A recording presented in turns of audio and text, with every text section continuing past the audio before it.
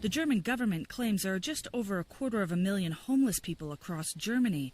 The Federal Ministry of Labor and Social Affairs classifies homelessness as people staying in emergency shelters with friends or out on the streets. But organizations that work with the homeless say the numbers are far higher.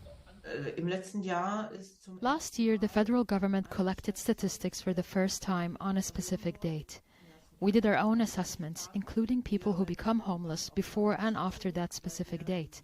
And we estimated approximately 420,000 people over the course of the year.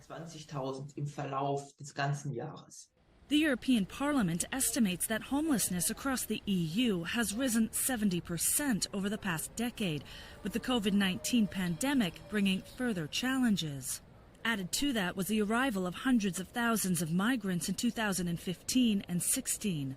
Some of those who sleep rough suffer from mental illness or addictions, but an increasing number simply cannot afford a home due to increasing rentals.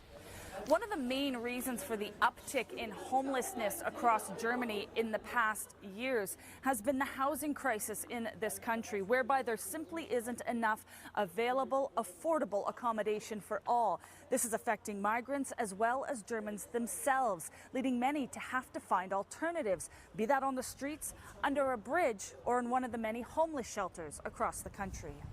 Shelters like this one in Munich. It houses male residents like Christian, who was a chef until alcohol took over his life.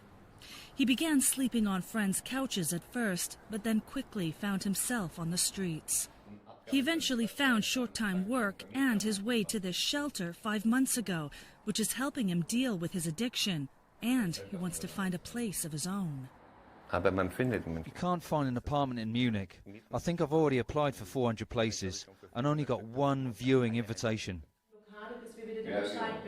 Eva Fundel is the director of this shelter and is directly involved in getting these men back on their feet. We have specialists here to help with housing applications. A lot of efforts are being made to assist the homeless, but we need more affordable apartments. Then we can give them the psychiatric care and the other services needed to help with their addictions.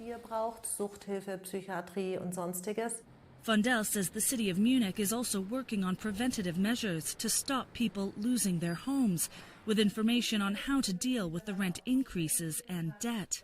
But there are calls for the government to do more to increase affordable housing options and improve rent and eviction controls so that Christian and the hundreds of thousands just like him can live more stable lives. Natalie Carney, CGTN, Munich.